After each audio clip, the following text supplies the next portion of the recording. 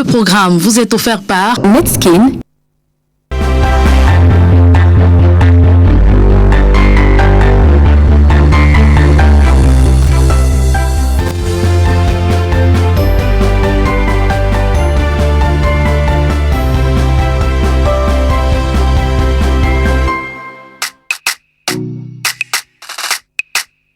Son corps, c'est la magie. Sa peau est douce, comme de la soie. Sa peau est éclatante, comme les rayons du soleil. Sérieux, elle dégage un parfum d'une douceur. Je me suis levé du lit en me demandant de quelle planète pouvait venir cette fille. Quand je suis entré dans la salle de bain, c'est alors que j'ai découvert la source de sa clarté, l'origine de l'éclat de sa peau. Netskin, savon antiseptique aux actifs bioéclaircissants. Netskin, idéal pour la santé et la clarté de ma peau. Les enfants, ce sont les anges. Les enfants, ce sont les fruits de nos entrailles. Les enfants, c'est un bel héritage. Mais au jour d'aujourd'hui, à travers ce que nous voyons, ce que nous regardons sur les réseaux sociaux, ce que nous entendons, ce que nous écoutons autour de nous, peut-on encore dire avec fierté que nous aimons ces enfants-là, pour certains parents? Cette jeunesse-là qui s'égare, cette jeunesse inconsciente, à qui la faute? Est-ce aux parents? Est-ce aux enfants? Est-ce alors aux voisins ou alors à la société en général? Est-ce aux religieux? Dans tous les cas, mesdames et messieurs, cette jeunesse-là qui est en âge de la puberté, comment les comprendre et comment les gérer au sein de la famille, c'est le thème central de cette autre édition de Paroles de Femmes de ce soir, mesdames et messieurs. Installez-vous confortablement. Après cette petite respiration, nous allons accueillir les femmes qui nous accompagnent sur ce plateau, les femmes qui sont venues apporter leur contribution et partager leur expérience en tant que mère, en tant que ces personnes-là qui, elles aussi, ont traversé l'âge de la puberté, comment est-ce qu'elles ont pu gérer elles-mêmes cette situation et comment est-ce qu'elles vivent avec les enfants, que ce soit les filles ou les garçons au jour d'aujourd'hui. Après cette respiration, mesdames et messieurs, nous allons les accueillir.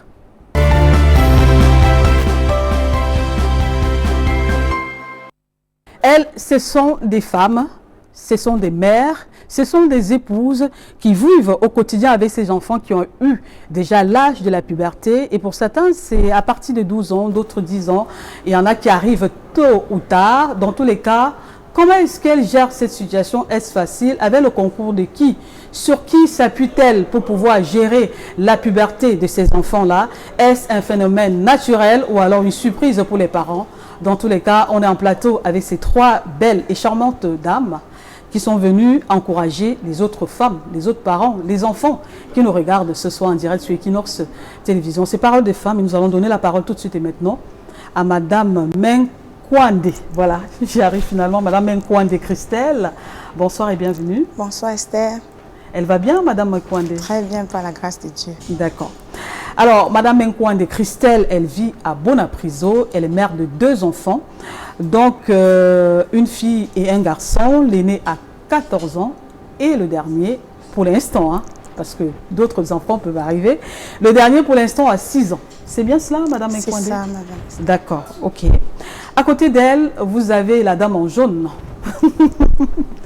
Elle, c'est Madame Ginon Claire. Bonsoir. Bonsoir Esther Maël. Bonsoir à tous les téléspectateurs de Equinox Télévision. Oui, bienvenue à Paroles de Femmes. Merci. Alors, vous êtes mariée, Madame Menkwande. Vous êtes mère de 4 garçons. Et le premier a 20 ans et le dernier a 14 ans. C'est bien ça, Madame Ginon? Très bien, exactement. Ok, vous êtes mariée et fondatrice d'école. Fondatrice du groupe scolaire Bilen Biako. D'accord, ok. Bienvenue à Paroles de Femmes. Alors, de l'autre côté, on a Madame Senkep Albertine. Bonsoir. Bonsoir Esther Maël. Bienvenue à Paroles de Femmes. Merci. D'accord, vous êtes enseignante, célibataire, mère d'une fille âgée de 18 ans. Oui, c'est exact. C'est bien cela. Vous habitez du côté de Shell Axelou, c'est à Douala. De Shell Axelou, du côté de Bilongué. Ah, du côté de Bilongué. Du côté de Bilongué. D'accord, ok. Donc voilà, pour l'instant, il y a une 4e femme qui va arriver tout à l'heure, mais pour l'instant, voilà donc les 3 dames avec qui nous sommes en plateau et vont nous dire Comment est-ce qu'elles vivent cette période-là? Comment est-ce qu'elles-mêmes, d'abord, elles ont commencé par vivre cette période? Et voilà, donc je vais commencer par Madame Nkwande, Christelle Flore, qui vit à Bonapriso, cette ado-là. Oui, voilà. Alors, vous-même, vous êtes une mère, aujourd'hui, vous êtes mariée, vous êtes femme au foyer, vous gérez très bien votre maison, mais est-ce qu'au jour d'aujourd'hui, on sait qu'à travers la société, les vidéos qu'on regarde, les scènes vraiment pas gaies qu'on observe autour de nous, il y en a qui disent qu'ils ont honte d'être parents, il y en a qui ne comprennent pas pourquoi les choses sont-elles devenues ainsi, mais on doit commencer par la genèse. Alors vous-même, vous avez été une femme, vous êtes une femme, vous avez traversé votre période de puberté. Est-ce que vous, au jour d'aujourd'hui, vous pensez que ça a été facile pour vous de traverser cette période-là? Comment est-ce que vous, personnellement, vous avez déjà géré cette période, cette situation? Ça n'a pas vraiment été facile. Vous étiez une femme difficile? Oui, très difficile. Une jeune fille très difficile. J'ai vraiment eu à déranger vraiment ma mère. Est-ce que vous mettez dans déranger, vous? À votre temps, vous aviez fait comment? Vous avez fait quoi? J'étais un peu fille-garçon. J'aimais tellement la bagarre. Donc, constamment, des problèmes, tout le temps, venaient déranger ma mère. J'ai tapé ici, les garçons, les filles, c'était pas facile. C'était pas facile. Et là, vraiment, ma fille, la première, m'a vraiment ressemblé. Elle a tout pris de moi. C'est pour ça que vraiment, j'essaye vraiment de gérer. C'est pas facile, mais j'essaye vraiment de gérer. D'accord. Alors, Madame Ginon, vous, quel genre de fille avez-vous été? D'abord, on va commencer par là. Chacune d'elles doit nous dire comment est-ce qu'elles ont traversé elles-mêmes cette période qu'on dit de puberté, quoi. Esther Maël, chez moi, c'était vraiment le contraire. Moi, je n'ai pas connu la puberté agitée, non, non, non. Plutôt, j'étais devenue très consciente, plus posée, parce que maman me disait quand j'avais 13 ans, que non, si tu vas avec des garçons, juste en respirant le sous-vêtement d'un garçon, je vais être enceinte. Psychologiquement, j'avais peur des garçons. Quand j'ai commencé à avoir mes premières règles, je ne voulais pas de contact avec des garçons, des grands garçons. J'avais tellement peur d'être enceinte sans être mariée.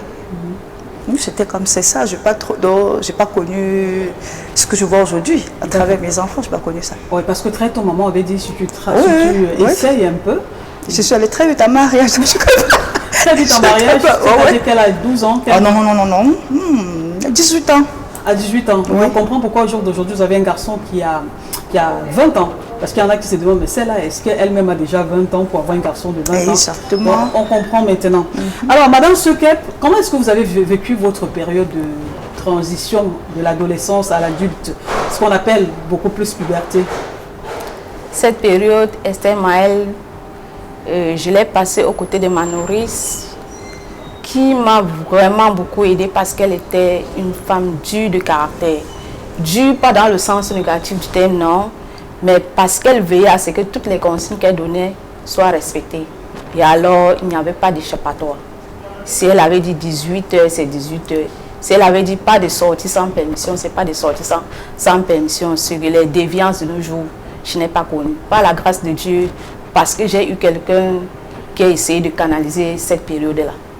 D'accord, vous êtes reconnaissant, vous en êtes reconnaissant? Je suis très reconnaissante parce qu'on ne transmet que ce qu'on a reçu. Non, vous ne les détestez pas, parce qu'il y en a qui après... Non. Ah, on m'a vraiment brimé, on m'a traité, on m'a maltraité, on me faisait si, mais aujourd'hui... Peut-être à cette époque-là, je concevais ça comme ça, mais à l'âge adulte, on comprend que mes camarades qui étaient autour de moi, sans soutien comme ce que j'ai eu, regardez un peu ce qu'elles sont devenues. En classe de 4e, 3e, une tombée enceinte et c'est l'autre qui abandonnait les classes parce qu'il fallait faire l'école missionnaire. Par la grâce de Dieu, j'ai poussé un peu plus loin parce qu'elle était là pour veiller à ça. D'accord, ok.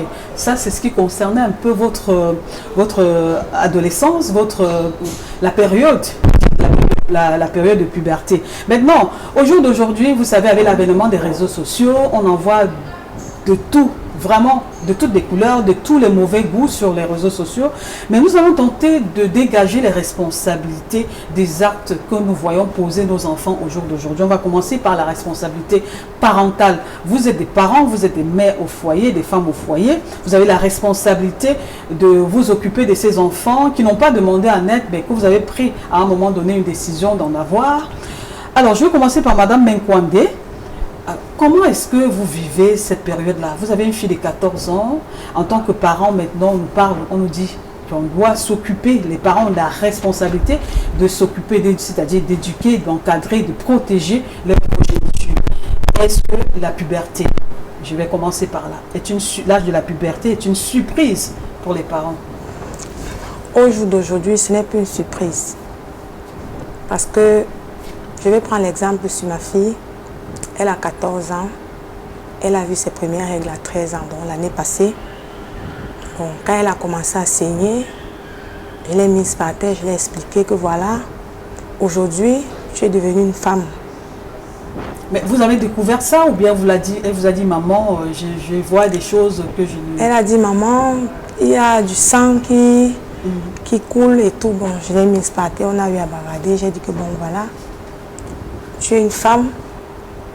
Sache qu'aujourd'hui, ne t'amuse plus trop peut-être avec les garçons. Sache que s'il arrive qu'un garçon peut-être te parle ou il te touche n'importe comment, quand tu rentres à la maison, il faut venir me dire. Parce qu'au jour d'aujourd'hui, le sang qui coule, tu es déjà une femme. Si peut-être tu vas avec un homme, sache que tu porteras la grossesse. Ton ventre va gonfler et tu seras maman. Tes études vont s'arrêter, tes camarades iront à l'école, toi tu ne pourras plus aller à l'école. On a un peu essayé de dialoguer, elle a dit maman j'ai compris, mais ce n'est pas toujours facile. D'accord. Alors on doit tenter, ça veut dire que vous avez attendu qu'elle vienne à vous pour faire cette déclaration. Est-ce que vous ne pensez pas, je préfère rester avec vous sur cette question, est-ce que vous ne pensez pas que c'est des choses, c'est des conversations qu'on doit avoir avec l'enfant avant que ça n'arrive? Vous ne pensez pas qu'il y a un impact beaucoup plus positif avant que l'enfant ne voie ces signes ou alors ces choses-là?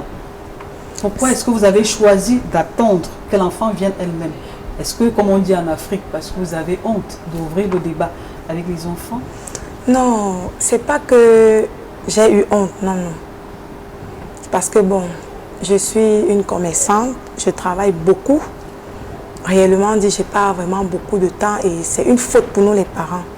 Parce qu'on doit toujours dialoguer avec nos enfants. Parce qu'au jour d'aujourd'hui, c'est ça qui manque beaucoup aux parents. D'accord. Alors, Madame Gina, vous êtes femme au foyer, vous êtes allée en mariage depuis l'âge de 18 ans. Aujourd'hui, vous avez un enfant qui a 20 ans et vous en avez 4. Le premier a 20 ans et le dernier, c'est-à-dire le quatrième, il a 14 ans. Comment est-ce que vous prenez pour l'éducation de vos enfants très tôt? Comment est-ce que ça a commencé chez vous, la gestion de vos enfants? C'est vrai qu'ils sont arrivés un par un, ce n'est pas les jumeaux. Donc, vous faites comment en ce qui concerne l'éducation de vos enfants au milieu de tout ce que vous avez comme activité? C'était Maëlle. En fait, je vais dire à toutes les téléspectatrices qui nous suivent, à tout le monde entier, aux femmes qui ont les mêmes problèmes, en fait, qui ont les problèmes avec les enfants qui traversent la puberté. Accoucher, c'est facile. Élever, c'est un autre problème. On se fait pour éviter certains perdants, de perturbations ou bien, c'est pas des conflits avec l'enfant, mère. Il faut déjà préparer l'enfant avant. On apprend l'enfant dès le bas âge. C'est-à-dire, tu le prépares à un certain âge, tu commences à lui dire, voilà quand tu seras un grand garçon, voilà quand tu vas commencer à grandir, voilà comment tu vas te comporter, tu vas marcher comme ça, tu vas marcher comme ci, pour que psychologiquement, qu'il sache que quand il va atteindre, soit tu dis non, quand tu auras ton bac, ou bien quand tu auras, voilà, à l'âge où, quand tu seras même à l'université étudiant, tu auras l'âge peut-être de 18 ans, 20 ans, tu ne feras pas que non, à 13 ans ou 14 ans, on ne va pas déjà aller dehors. Il faut déjà qu'il sache qu'il est très jeune, il est mineur, parce que le mineur, je l'ai dit toujours, on est majeur quand on a 21 ans. On est grand, on prend des décisions, on peut faire certaines choses quand on a cet âge-là. Mais quand on n'a pas cet âge-là, on est interdit de faire n'importe quoi. Donc, il faut préparer l'enfant, je dirais à tous les parents qui nous suivent, de préparer l'enfant à l'avance. N'attendez pas, ne soyez pas surprise et ne surprenez pas l'enfant. L'enfant doit savoir déjà son corps dès le bas âge. D'accord. Ça va faciliter la tâche. Quand on vous écoute, on a l'impression que chez vous, alors en Afrique, on le dit, hein, tout est codé. On dit on doit préparer les enfants. Et on met là dans la marmite, on prépare. Non, on doit les expliquer. On doit parler. Qu'est-ce qu'on doit leur dire? On doit leur dire c'est que... On leur dit quoi? Concrètement, vous dites quoi à votre fils? Vous avez dit quoi à votre fils aîné qui aujourd'hui a 20 ans? Je lui parle du tout. La sexualité, comment se comporter en société, comment est-ce qu'il doit, je sais pas, comment est-ce qu'il doit même côtoyer, comment est-ce qu'il doit se comporter d'abord déjà à l'école, envers ses enseignants, ses encadreurs. Comment est-ce qu'il, même s'il a une amie en classe, une compagnie, de quoi est-ce qu'ils doivent discuter, parler. Ils doivent discuter quoi? Des études, des études d'abord, et avec moi, sa maman, on parle de sexualité, de tout, des maladies, tout ce qui vit, tout ce qui est de maladies sexuellement transmissibles. Il faut parler à l'enfant, qu'il sache que si je vais comme ça, là, il doit se protéger, être protégé avant le mariage. Il ne doit pas, s'il arrive qu'il ait une aventure avec, parce que ça peut arriver, il ne peut pas te dire. Mais il faut déjà le préparer, qu'il sache que s'il va aller avec une fille, il doit se rassurer que cette fille est en parfaite santé. Il doit passer par le texte. Mais on est jeune, on est enfant, on apprend. Vous lui dites quoi? Je lui dis tout. Quand tu commences à sentir que tu vas aller voir vers il a une amie, tu viens me présenter ton amie, je vais voir ton amie, je vais voir à quoi elle ressemble. Si cette fille est de bonne moralité, si elle est bien élevée, si elle est bien éduquée, si elle sait travailler, eux ils savent que maman est trop exigeante. Maman est trop exigeante. Je ne marche pas avec n'importe quelle fille, oui. Je n'aime pas voir mon fils côtoyer n'importe qui. Non. Parce que toutes ces compagnies-là, c'est mélangé, ça détruit. D'accord. Est-ce que vous pensez que votre fils a l'éducation qu'il faut? Parce que généralement, les mamans qui ont les garçons disent « Je ne veux pas que mon fils marche avec X ou Y », alors qu'elles-mêmes, leur fils n'est pas un bel exemple.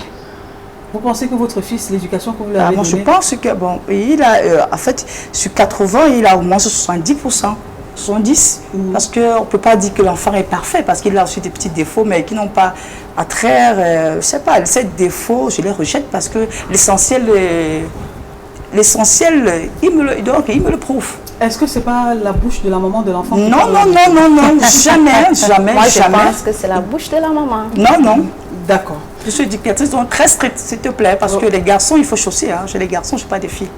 D'accord. Ok. On va donner la parole maintenant à Madame Sekep, qui, elle, a une fille âgée de 18 ans aujourd'hui. Alors, quelle est l'éducation quand on a une fille, quand on met au monde une fille?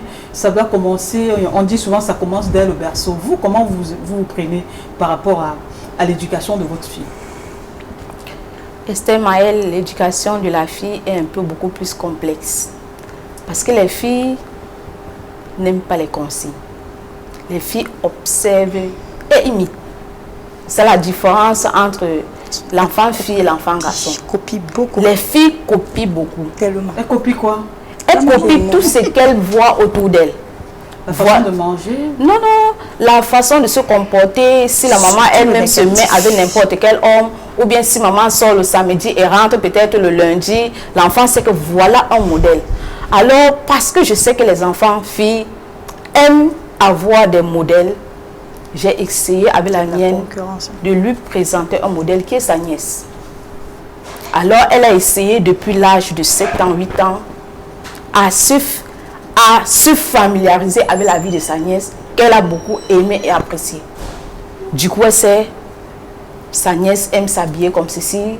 La nièce, le jour du mariage, elle a été surprise d'entendre que l'histoire a commencé à 16 ans et puis s'est concrétisée à 26 ans. Du coup, elle sait qu'on peut faire une rencontre à l'âge de la puberté, mais présenter aux adultes pour qu'on canalise. Voilà ce qu'elle a eu. Et puis, la parole de Dieu est ce qu'il faut enseigner au jeune âge. Parce que l'Église canalise la jeunesse plus que nous autres les parents.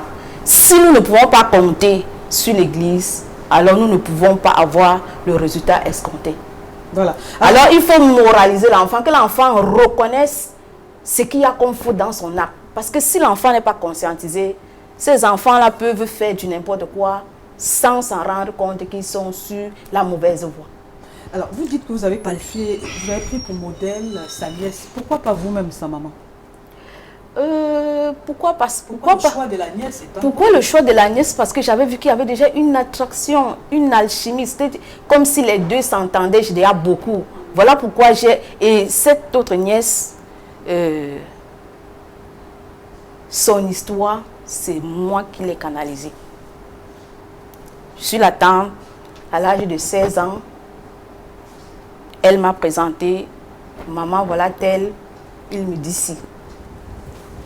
Puisqu'il faut échanger avec l'enfant, j'ai essayé de voir la relation, de lui expliquer ce qu'il y a lieu de ne pas faire pour le moment, jusqu'à ce qu'on ait un certain âge. Et je pense que c'est le témoignage de cette nièce, le jour de son mariage, qui a beaucoup marqué l'enfant. Et j'ai voulu que, si celle-là, sous mes consignes, a réussi, pourquoi pas la laisser être le modèle de ma fille. Tout en comptant vraiment sur la parole de Dieu qui est le socle de tout. Okay. D'accord. À vous entendre, lorsqu'ils sont encore tout petits, le courant passe bien, on dit allô, mon fils assieds-toi, ma fille assieds-toi, on cause, on présente des modèles, tout se passe bien. Alors maintenant, comment comprendre, Christelle, à quel moment les désaccords, la rébellion dont s'installe? À quel moment? Vous êtes à Bonapriso, ça veut dire que vous êtes dans une maison avec la barrière, l'éducation, c'est à la maison, on ne salue pas les voisins. À quel moment la rébellion commence? C'est-à-dire on parle, on ne s'écoute plus, on ne s'entend plus. L'enfant, quand les enfants vont à l'école, on ne sait pas ce qui se passe là-bas parce que vraiment, pour ma fille, à un moment, elle a commencé vraiment à se dérouter. L'école sort à 15h30, elle rentre à 17h, 18h. Et pourtant, elle est à un pas de la maison parce qu'elle fréquente au lycée Jos. C'est un jour, bon, je ne suis pas constamment à la maison. J'ai pris un congé d'une semaine, j'étais à la maison. Je vois, il est 15h30, l'enfant n'est pas rentré.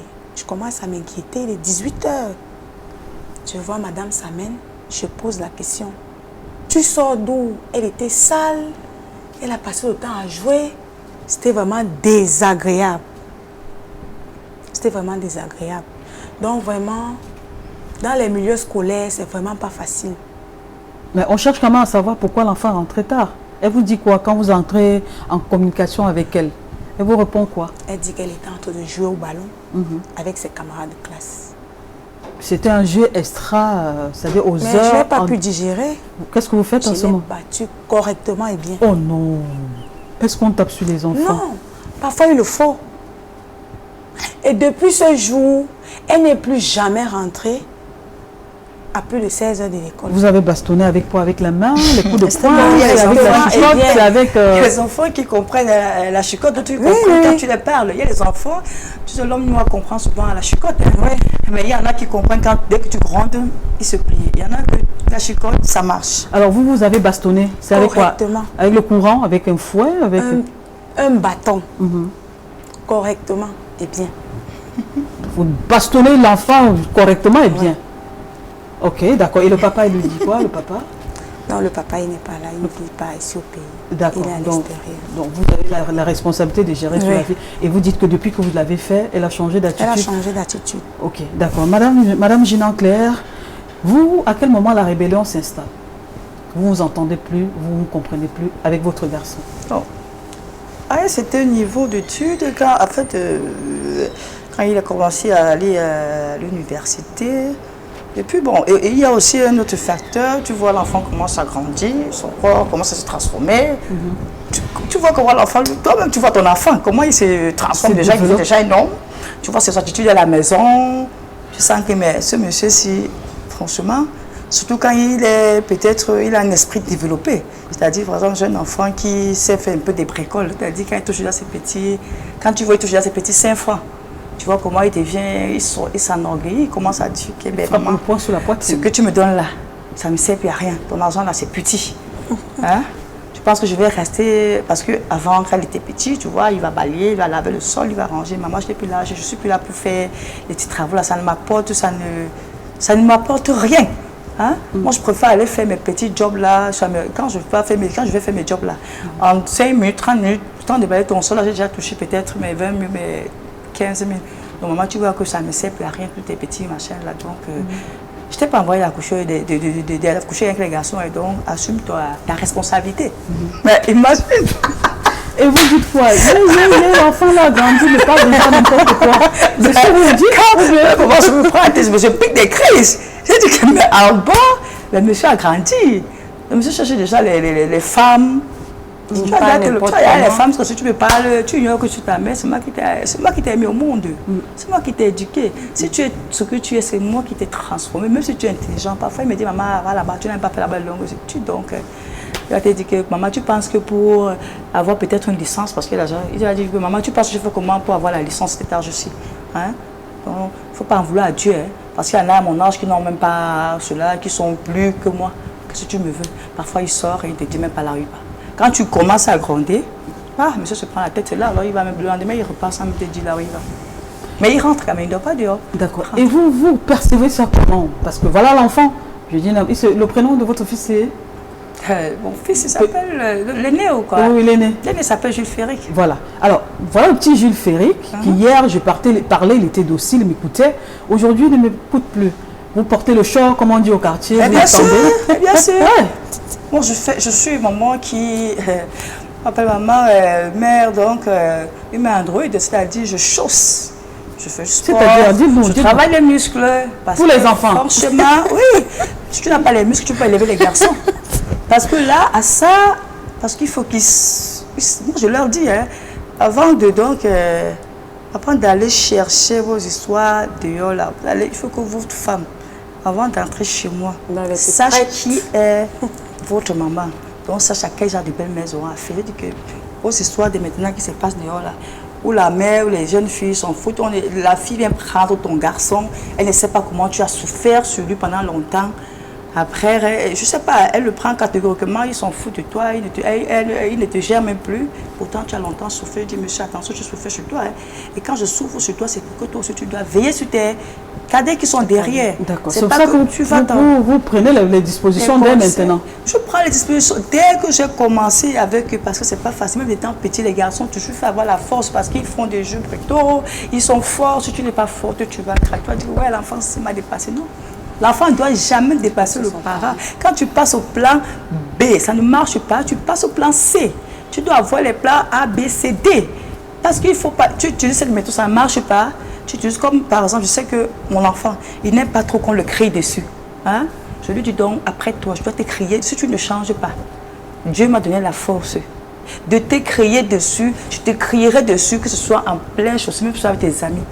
Surtout, vous savez, les garçons n'aiment pas quand ils sont accompagnés des filles, de leurs amies filles, vous venez les crier dessus. C'est la catastrophe. Tu as tout gâté.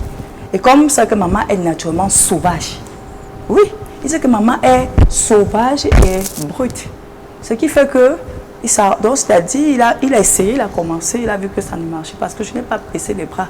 Je ne baisse pas, je ne suis pas ce genre de femme qui baisse les bras. Donc il vous est arrivé des fois de donner des coups de poing à votre garçon? Je donne les coups de poing, je donne les coups de poing, je te réveille avec les coups de poing. Le matin, je te réveille. Parce que je lui dis, monsieur, je ne suis pas là. Je le réveille, je te réveille, je te tire au lit. C'est comme ça. Donc c'est là que maman la dérange. Tellement quand je suis là, c'est là et là. Quand j'arrive même là, c'est oui. Parce que je leur dis, monsieur, je ne peux, moi, ce que vous faites, ce que je vois dehors, ce qu'on voit dans les réseaux sociaux, c'est des enfants. Ça ne se passera pas chez moi. Ça ne se passera pas chez moi. Ici, c'est ma maison. Alors, si quelqu'un est grand, qu'il aille en location ou qu'il aille acheter un terrain, travailler et voir comment papa a souffert pour se construire aussi. Vous devez être, regardez votre papa, il s'est construit. Vous devez travailler de même, ce terrain ne vous appartient pas. Sachez le dès maintenant, ça ne vous appartient pas, ce n'est pas pour vous. C'est ma maison. La maison de mon mari, c'est ma maison. Ce n'est pas la vôtre.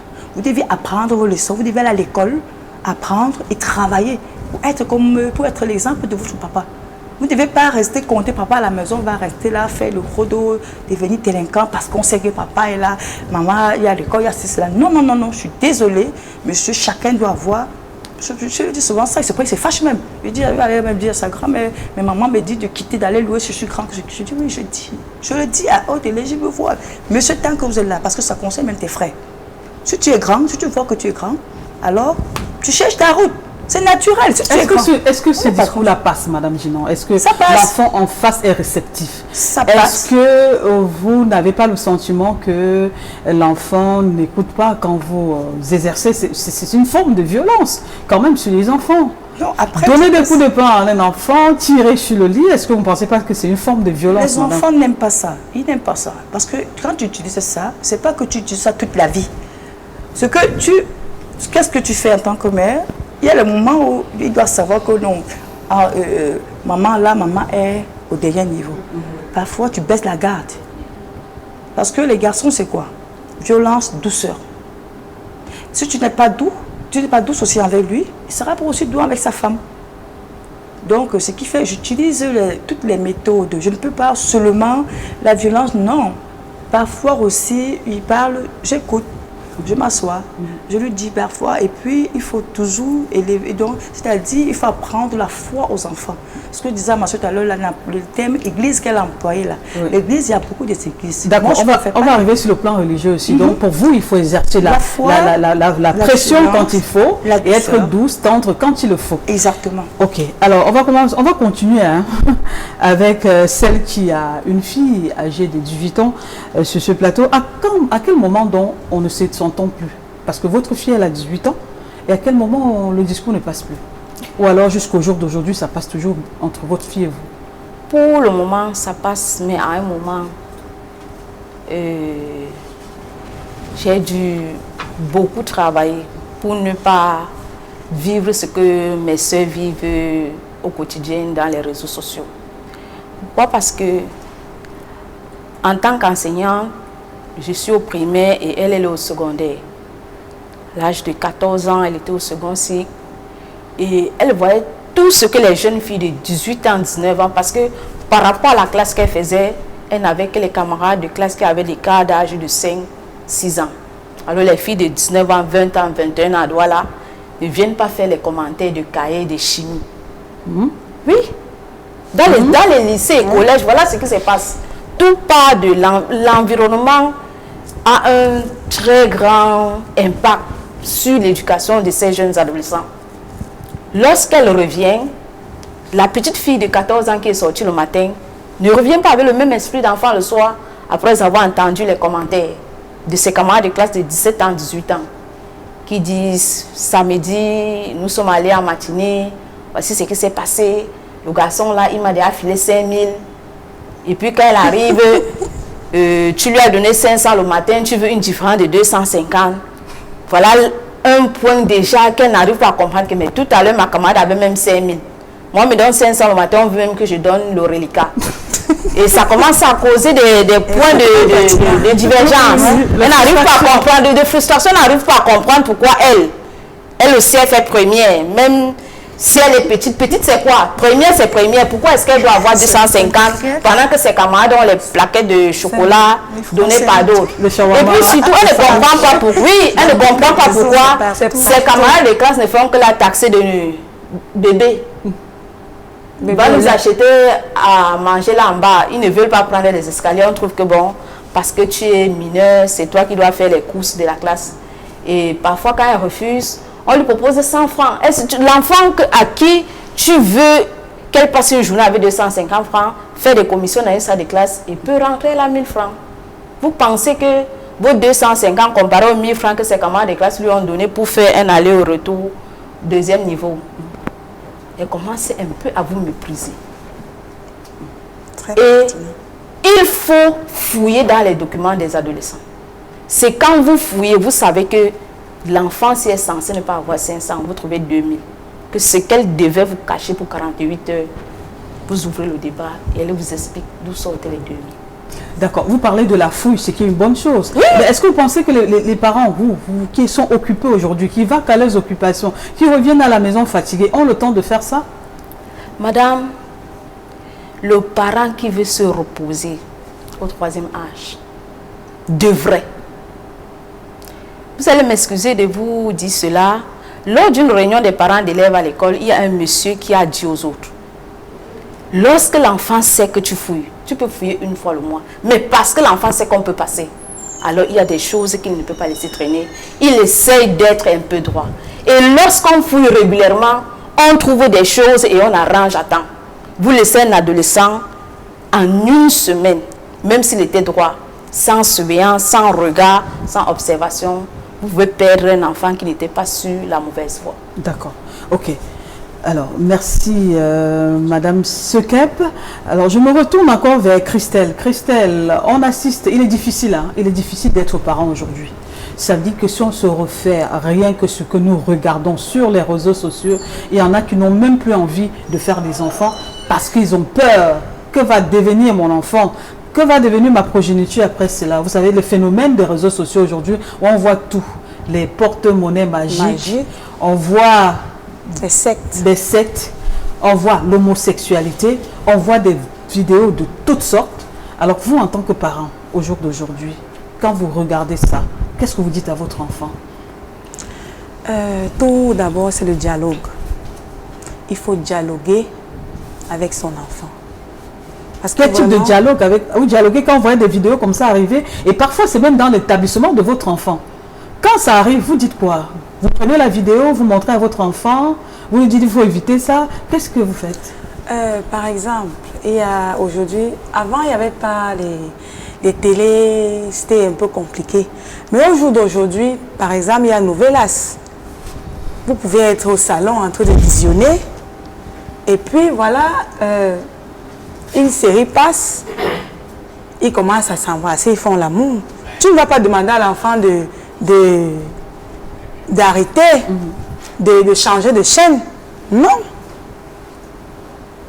Vous allez visionner, mais après, tu vas dire à l'enfant, c'est bien beau, mais ce n'est pas pour ton âge. Vous le dites parce que vous êtes ici, Madame Gina, pensez que c'est ce que les parents font à la maison?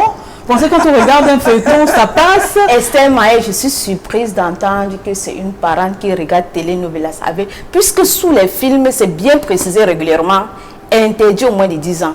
Pourquoi donc regarder un film interdit au moins de 10 ans avec un enfant de 10 ans avant de lui dire ce qu'il ne doit pas faire? Il ne doit pas plutôt voir. C'est une série au jour d'aujourd'hui. Oui. Même dans les chambres de certains enfants, il y a des télévisions. Est-ce que c'est normal ça? C'est pour les petits enfants mineurs? C'est pas normal, mais certains parents le font. Est-ce que c'est contrôlé, c'est surveillé? Non, est-ce que c'est surveillé quand on le met? Est-ce qu'on le met la responsabilité parent est le luxe? Le parent est que chaque parent instaure à ses enfants de suivre les émissions éducatives à la télévision. Quand l'enfant a déjà 2 ans, 3 ans, apprenez à l'enfant à suivre ce qui est de son âge. Ça, c'est ce qui devrait. Ça, c'est ce qui devrait faire. Si vous laissez la liberté à la maison, Madame. Prenez les dispositions. Est-ce que c'est le cas à la maison? Je vous en prie, Madame. Le problème qui est là, c'est que les enfants sont abandonnés à eux-mêmes. Disons-nous des vérités. Ici, maintenant, on programme tout. 80% des enfants, certains font une semaine dans la même maison, sans voir papa, sans voir maman. C'est le chauffeur qui dépose à l'école pour ceux qui sont les plus nantis. C'est la nounou qui fait à manger. Et puis, papa et maman sont absents. Que l'enfant regarde... Comment, physiquement, moralement, ou bien dans le contrôle? Absents dans leurs responsabilités. Mais ils sont présents dans la maison. Ils sont présents dans la maison de la responsabilité. Oui, ils se disent qu'ils assument. Pourquoi? Parce qu'ils ont tous ces agents d'entretien et autres. Et lorsque l'enfant va à l'école avec beaucoup d'argent, vous pensez qu'on achète la drogue avec une barre de craie?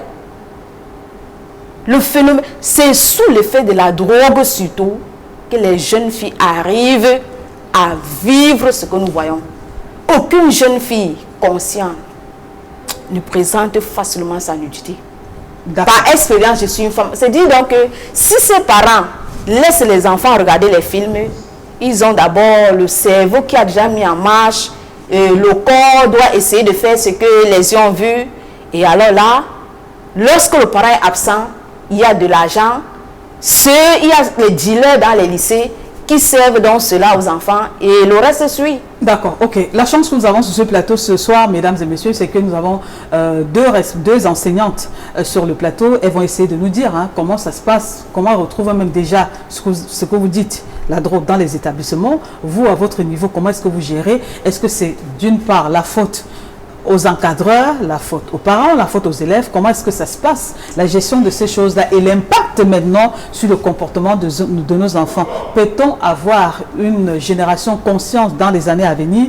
Pour l'instant, on marque une petite respiration, on prend le Vox Pop et après on revient pour attaquer justement ce sujet. Non, déjà à l'âge de 12 ans, 13 ans, nous essayons de conseiller les enfants, de leur dire ce qui est bien, ce qui est mauvais, ce qui peut les aider dans leur vie, ce qu'il faut éviter.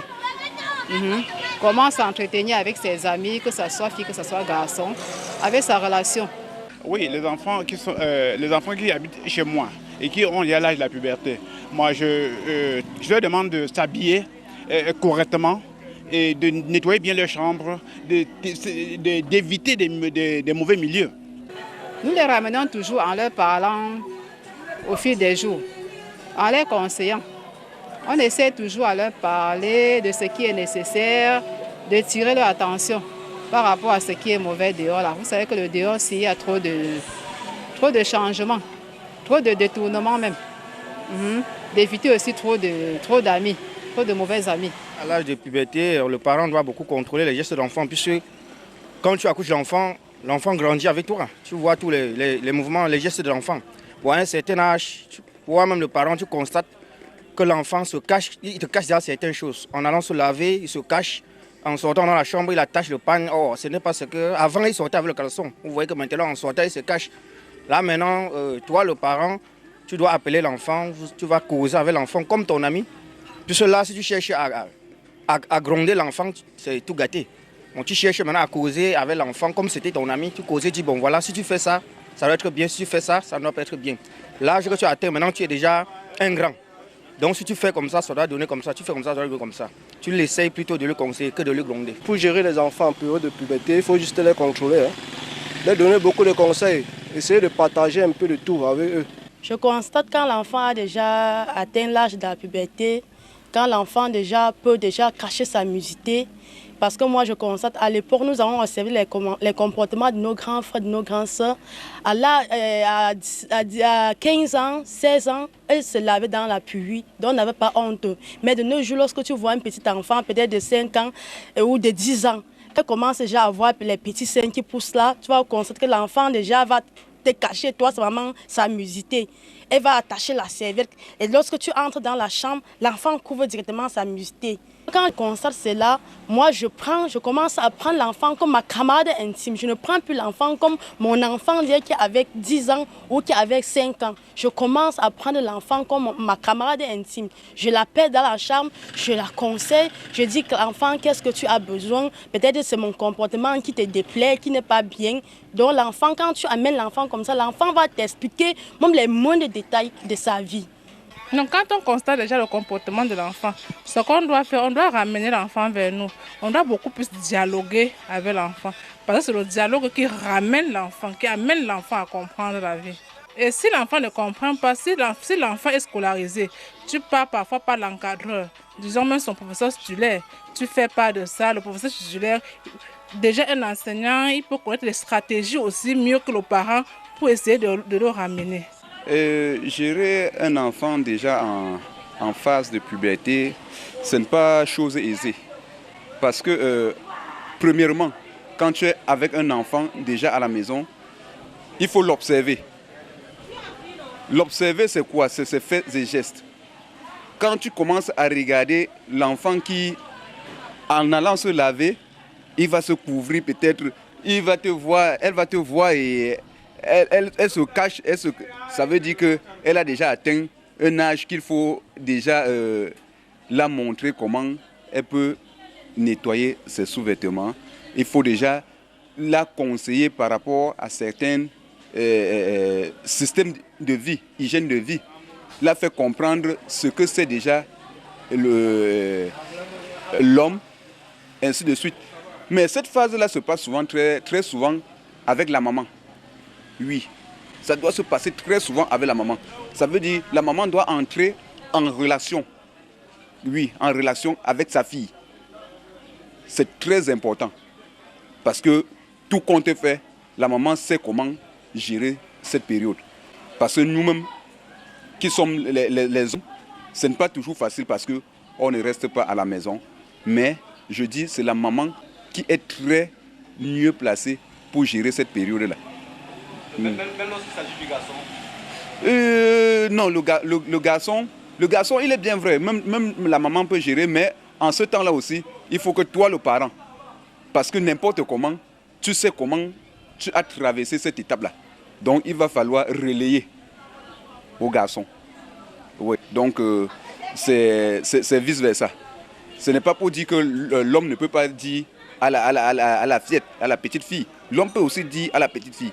Mais observer, pour savoir cette période-là, c'est observer les faits et gestes des enfants. Donc c'est...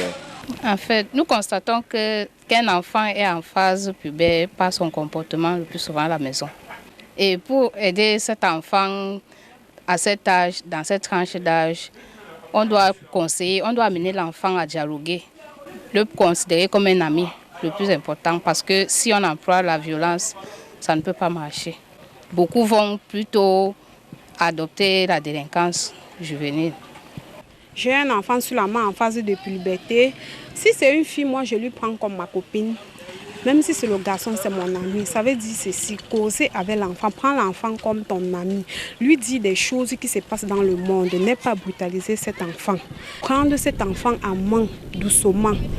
Puisque quand un enfant est en phase de puberté, si tu brutalises cet enfant, c'est que c'est vraiment envoyer cet enfant dehors. Rendre cet enfant rebelle. La meilleure façon, c'est d'embrasser l'enfant, lui prendre comme ton ami. Bon, en fait, un enfant qui a déjà l'âge de puberté, tu dois seulement lui ramener et lui parler doucement que là où tu es là, tu n'es plus un enfant, tu dois te comporter comme un grand et ne plus faire des choses comme avant.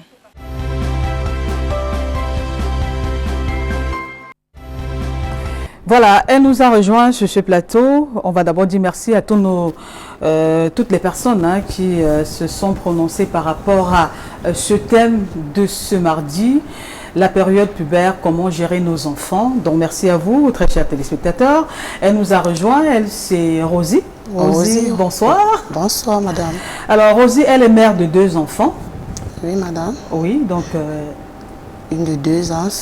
L'autre de 5 ans. 2 ans et 5 ans. Voilà, elle réside à Douala et elle va nous expliquer un peu comment elle s'y prend très tôt pour l'éducation de ses enfants. Mais avant, on va lire les messages qui arrivent. Merci déjà à toutes les personnes qui nous écrivent sur notre page Facebook. Bonsoir à vous en studio. Pour ma part, les parents doivent vraiment prendre leurs responsabilités en main. Préparer l'enfant à partir de 5 ans.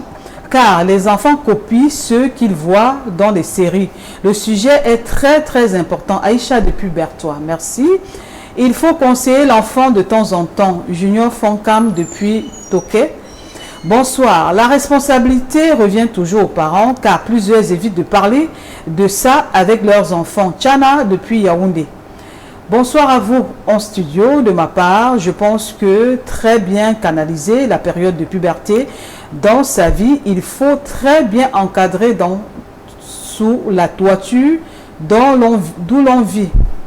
Voilà, on va passer à un autre message. Bonsoir à vous sur le plateau. Bonsoir.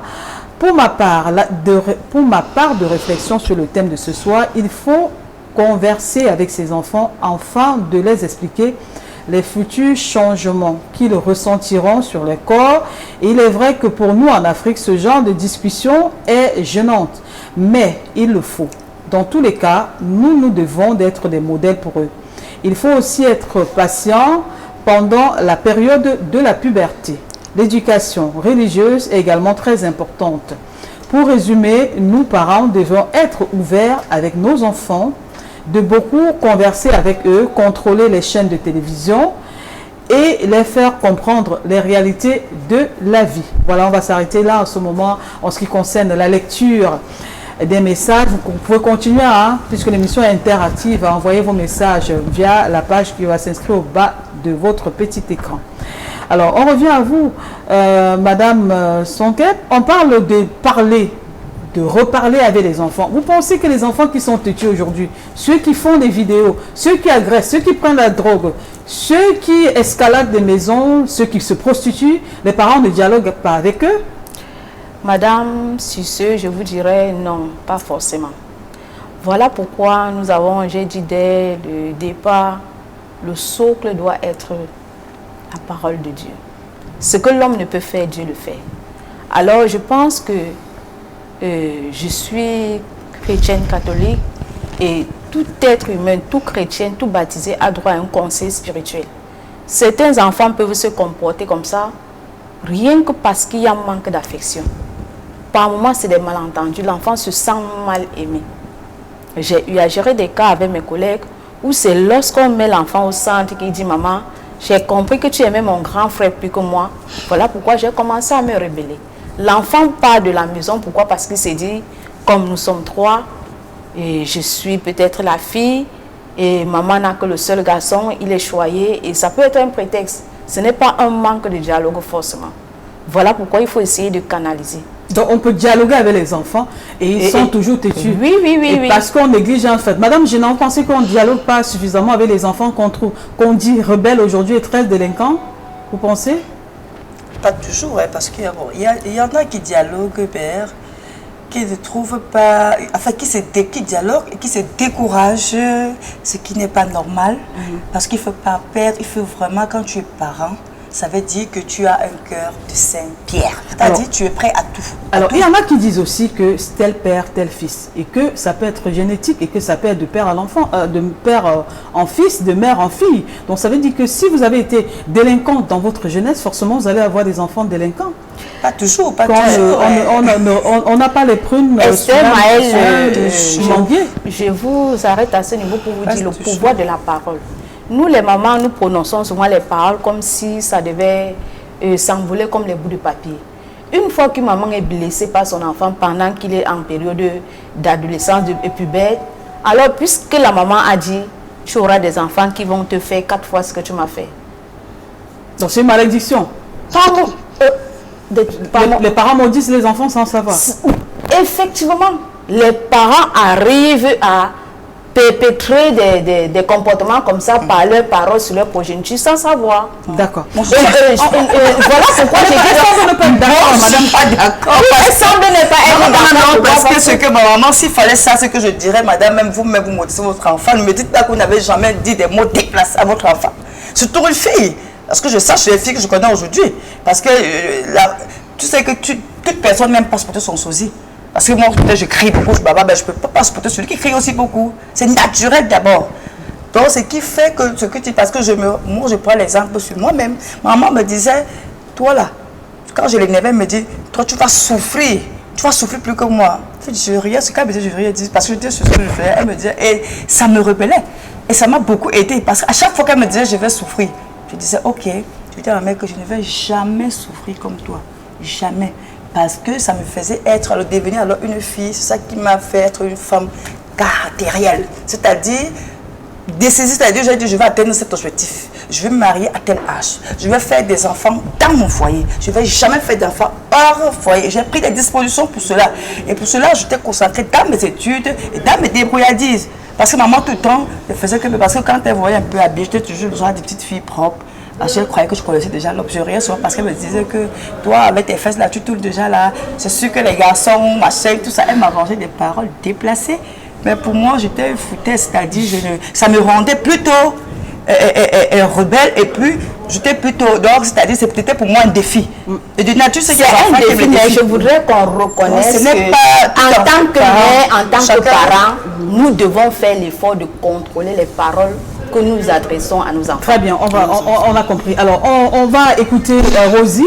Alors, Rosie, bienvenue encore. Merci, vous avez 2 enfants en bas âge, parce qu'on nous dit qu'il faut commencer l'éducation des enfants très tôt. Vous, quelles sont les dispositions que vous prenez déjà pour vos enfants? Bon, moi particulièrement, j'instaure déjà le dialogue. C'est-à-dire, bon, je prends le cas de la première, elle a 5 ans, elle est déjà un peu agité. Agité, c'est-à-dire comment? À 5 ans, on a agité comment? Non, c'est-à-dire, bon, elle côtoie les voisins, elle a un peu les yeux déjà... Qui dorment? Non. Les yeux dorment déjà?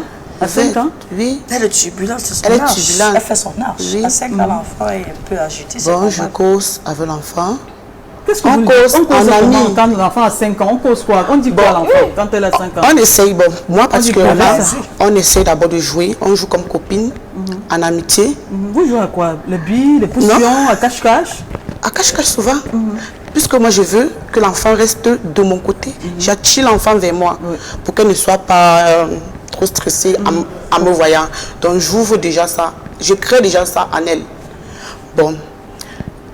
Sur le fait que ma première fille, là, quand elle part à l'école, elle refuse d'écrire. J'ai constaté qu'en tapant... Elle refuse d'écrire. Elle refuse d'écrire. En tapant, ça n'aboutit à rien. Est-ce que puisque vous dites que vous causez avec l'enfant, vous lui avez posé la question à Oui, 5 ans, elle vous dit, maman, je n'écris pas, pourquoi? J'arrive à cela, madame. Oui. Bon, en tapant, moi je trouve que ça ne résout aucun, ça ne résout aucun problème. En punissant, même chose. Bon, je tiens l'enfant sur la table, je lui demande que, Marco, tu n'écris pas, pourquoi? Elle baisse la tête. Elle me dit que maman, tu aimes trop me taper. Elle dit que bon, si tu écris, je te le promets, je ne vais plus jamais le faire. Et bon, si tu essayes d'écrire, je vais te garder un mambo, un chocolat, le lendemain. C'est la première à écrire. Elle court maintenant, elle me dit que maman, voilà ce que j'ai fait. Bon, moi maintenant, j'essaie d'instaurer ça en attendant la période pubère. Donc, j'essaie de ramener l'enfant vers moi. Progressivement. Progressivement. Bon, à un certain moment, je vais causer avec elle ce qu'elle doit entendre dès son âge. Ce qu'elle doit entendre aussi. Elle a 6 ans. Mes causeries ne font que évoluer. Dès l'âge. Dès l'âge. En fonction de l'âge. Oui, mes causeries ne font que évoluer.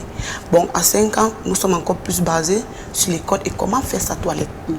Je dis que quand tu veux faire ta toilette, prends telle position et n'urine pas comme les hommes surtout. Parce que quand elle voit son camarade de classe uriner, elle aussi, elle fait la même chose. Le camarade de classe qui urine debout, qui est oui, elle rentre aussi, elle fait ça debout. Bon, moi, je sais maintenant, je dis que non, fais comme ça. Là, tu es une femme. Et tu es une femme à respecter. Lui, c'est un homme. La position que tu prends, c'est la position homme. Prochainement, elle me dit que maman, j'ai compris.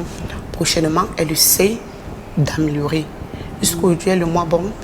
Et vous nous montrez l'exemple, comment une fille doit faire pipi? Comment une fille doit faire pipi et une fille doit se prendre en faisant sa toilette. Vous lui enseignez déjà ça, comment elle doit faire sa toilette? Ça soit toilette intime. Oui. Elle essaye quand même. Avant que moi je vienne. Oui.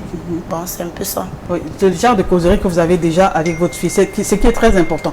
Alors, de l'autre côté à l'école, maintenant, parlons de ces vidéos qui circulent là. Vous, en tant qu'enseignante, quelle appréciation faites-vous de ça? Ces vidéos qui circulent, franchement, ça déshonore premièrement le corps enseignant et ça écoeure beaucoup de parents.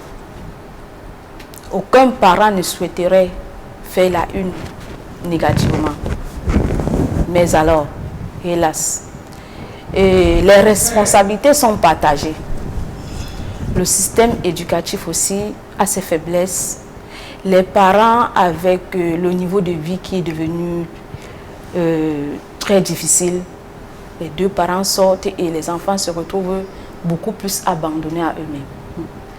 Même si les parents ne le souhaitent pas, ils ne le font pas de bon cœur, mais ils sont obligés de laisser les enfants au moment où ils devraient être avec ces enfants. D'accord. Alors, Madame Jinan, on a vu des enfants qui n'ont pas d'encadrement. On a vu des enfants à l'époque dans les villages, les parents sortaient vite et qui n'encadrent pas, mais qui sont devenus des excellents enfants qui n'ont pas eu besoin de ça. Comment comprendre donc ce phénomène de vidéos qui arrive dans les établissements? Vous mettez la responsabilité sur qui? Les enfants, les parents, l'éducation, la société? Moi, je mettrais la faute sur le parent parce que le parent est le premier enseignant de l'enfant. Le parent, d'abord. Ensuite, le parent vient dans son enseignant. Voilà le premier. C'est toi, parent. Tu n'es pas déjà un bon encadreur ou un bon éducateur. Ne pense pas que ce sont les autres qui feront plus que toi. Parce que la bonne charité commence par soi-même. Il faut être parent d'abord. Il faut être d'abord enseignant à la maison.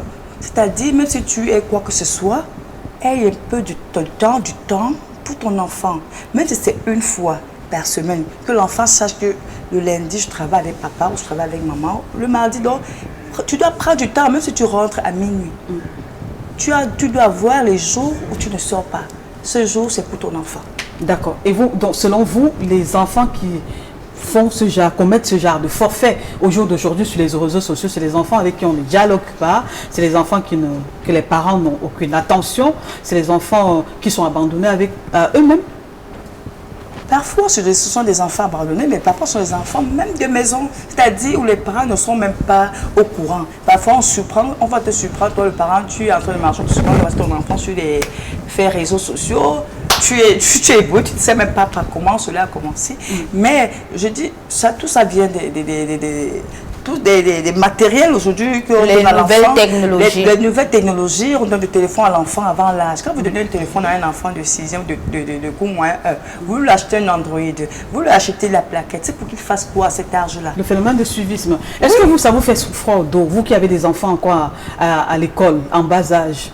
Est-ce que ça vous fait froid? Vous avez peur pour vos enfants à l'école? J'ai très peur.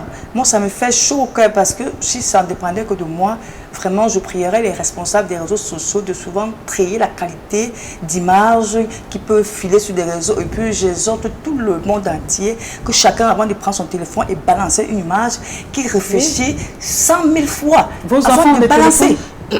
Moi, je donne le téléphone, c'est l'aîné qui a le téléphone. Parce que c'est à lui. Les trois autres n'en ont pas. Non, celui qui est, parce que les deux sont déjà à l'université. Oui. Quand tu as le bac, je te promets, quand tu as ton bac, que tu vas, parce que je suis obligée, parce qu'il y a les recherches qu'on fait. Oui, parce qu'il doit faire des recherches. D'accord. Quand tu as ton bac, je t'achète un téléphone Android. Ok, d'accord. Vous qui avez encore des enfants en bas âge, Rosie, les téléphones, vous envisagez déjà leur en donner? Non, madame. Non. Parce qu'on en voit aussi dans les maisons, parfois on laisse aux enfants 5 ans, 2 ans, on joue avec, on rigole, on fait des selfies, les enfants, aïe oh, par-ci, aïe oh, par-là. Comment gérez-vous ça, et vous qui voyez ça sur les réseaux sociaux et les enfants qui se baladent, qui se promènent partout? Moi je dirais, ce n'est pas évident de ma part. Bon, comme la dame venait de dire, de préférence en classe de terminale. Dès que l'enfant obtient le bac, c'est de préférence il a donné un téléphone. D'accord, ok. On va prendre d'autres messages qui arrivent là. Bonsoir à vous, bonsoir à vous, parole de femme. Je m'adresse à celle qui est en jaune. Elle dit qu'elle connaît les filles, mais elle ne connaît pas les autres. Et félicitations à vous, félicitations à vous. Rose qui écrit depuis quoi? Il y a des consonnes qui manquent là. Voilà, c'est Rose qui écrit. Alors, bonsoir à vous sur le plateau. J'aime cette émission. Marisa depuis Bafia, en classe de 3e, j'ai 14 ans. D'après moi, je vois qu'en cette période, il faut conseiller les filles, car ma mère fait de même et je vois plein de filles de ma salle enceinte et rejettent la faute à leurs parents. Voilà. Bonsoir à vous sur le plateau. À mon avis, les parents doivent veiller sur les enfants, leur donner de l'affection, ne pas instaurer la discrimination entre eux, sachant que être parent demande beaucoup de responsabilité et d'attention. Alors, le dialogue est d'une importance capitale et on doit aussi surveiller la compagnie, toujours fouiller dans leurs affaires. Armand depuis Berthois. Bonsoir le studio. La dame en jaune a mon approbation sur comment gérer les enfants, alterner fouetter et douceur. Il ne faut pas attendre la puberté pour inculquer cela. C'est Valérie depuis Kribi. Bonsoir à vous un studio, très belle émission. S'il vous plaît, j'ai une question. Pourquoi 99% de parents sur 100% n'aiment jamais causer avec les enfants de sexe? C'est quoi? C'est Canavaro l'amour depuis Dakar. Bonsoir à vous sur le plateau. Pour moi, l'éducation de l'enfant est basée sur le dialogue. Raoul depuis Akono-Linga. Alors, Madame Gina, alors on reste toujours sur l'éducation des enfants. On parle cette fois-ci de l'environnement dans lequel les enfants grandissent. est-ce que vous pensez que ça n'a pas ça a un impact sur l'éducation de l'enfant, les amis, les fréquentations? Cela a un très grand impact, franchement, l'environnement surtout. Oui. Parce que si vous êtes parent, vous n'apprenez pas à l'enfant déjà de souvent rester à la maison, l'occuper, si vous laissez votre enfant déjà au bas âge, parce que quand je marche, je vois des enfants délaissés dans la rue, tu vois un enfant de 2 ans, la culotte déchirée, il est partout, il marche chez les gens, il entre ici, il sort. Chaque fois quand l'enfant entre dans 10 maisons, il aura 10 réactions. Parce que l'enfant copie, il ne copie pas le bon. Les enfants copient beaucoup ce qui est mauvais. Les enfants aiment celui qui, c'est-à-dire celui qui ne châtie pas. Les enfants aiment celui qui donne sans blâmer. Ce soir, il va te dire, voilà, je suis tel, on a donné, mon ami tel, son papa lui a offert une voiture, son papa lui a offert, il a eu un téléviseur, toi tu me donnes, tu vois. En allant de gauche à droite, il te ramène des mots, c'est-à-dire il te ramène des idées, je sais pas, il ramène du négatif à la maison. C'est rare. Tu vas voir rarement qui te rapporte, l'enfant rarement vous ramène ce qui est positif. Quand il va aller dehors, il va toujours voir ce qu'on fait là-bas. Vous ne faites rien par rapport à ce qui se fait dans sa maison. D'accord. Nous tendons vers les solutions maintenant. Comment faire? Est-ce qu'on les conseils qu'on peut donner à nos enfants, à nos mamans, aux mamans qui nous regardent maintenant, qui ont ce type d'enfants à la maison? Mais avant, il y a quand même des signes avant-coureurs que certains enfants envoient, Albertine. Vous voyez votre enfant rentrer à la maison avec un stylo doré.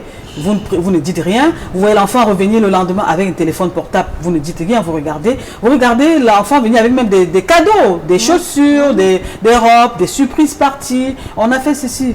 La réaction des parents, vous en tant que parent? Certains parents sont les premiers à encourager. J'ai vu des enfants à qui les parents disaient, regarde ton âge. Tu as quel âge? Quand l'enfant te dit, maman, j'ai 18 ans. Regarde ta copine telle. Elle a 2 mois seulement de moins que toi. Mais tu ne vois pas sa greffe brésilienne? Qu'est-ce que j'ai même fait pour mériter cette fille timide? Oui. Certains enfants sont poussés sur la mauvaise voie par leurs géniteurs. Et ils sont obligés, ceux-là qui sont naturellement vertueux, sont obligés de se plier dehors pour avoir des personnes, pour leur créer des voies de solution, pour leur trouver des bonnes voies. Alors, l'environnement également impacte de trop. Le climat social que nous vivons ne permet pas à chacun d'être un peu à l'aise dans son petit triangle. On est obligé de collaborer avec les voisins et puis l'enfant essaie de voir ce qui se passe et ramène le négatif. Alors, qu'est-ce qu'on doit faire comme solution? Rosie, vous proposez quoi? Beaucoup conseiller l'enfant et beaucoup dialoguer. D'accord. Madame Génan, qu'est-ce qu'on doit faire pour nos enfants?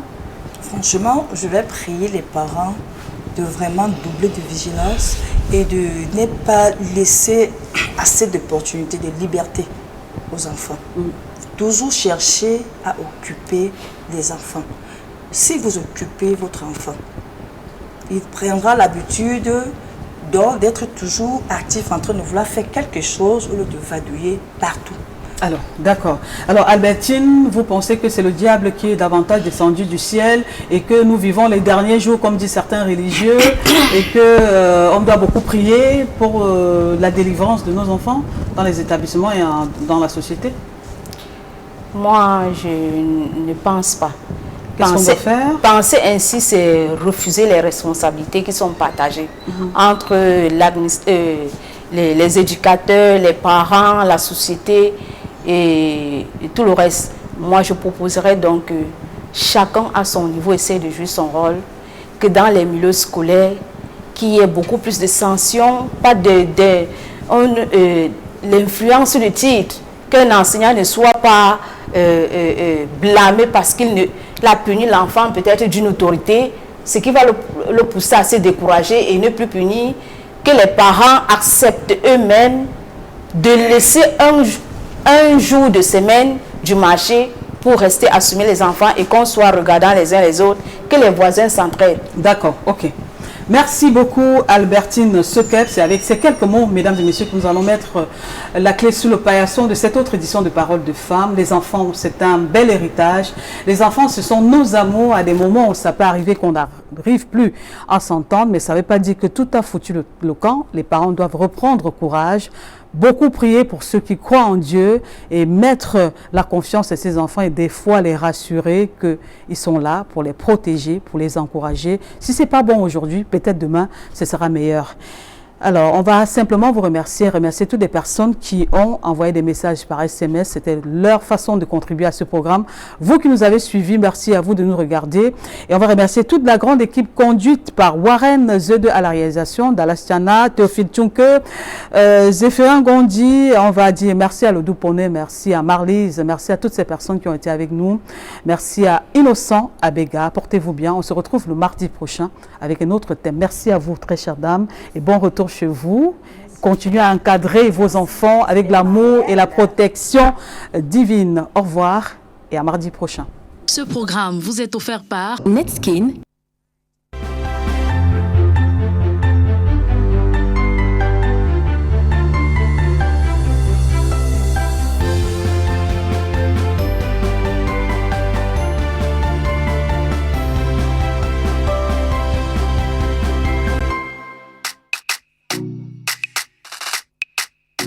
Son corps, c'est la magie. Sa peau est douce, comme de la soie. Sa peau est éclatante, comme les rayons du soleil. Sérieux, elle dégage un parfum d'une douceur. Je me suis levé du lit en me demandant de quelle planète pouvait venir cette fille. Quand je suis entré dans la salle de bain, c'est alors que j'ai découvert la source de sa clarté, l'origine de l'éclat de sa peau. Netskin, savon antiseptique aux actifs bioéclaircissants. Netskin, idéal pour la santé et la clarté de ma peau.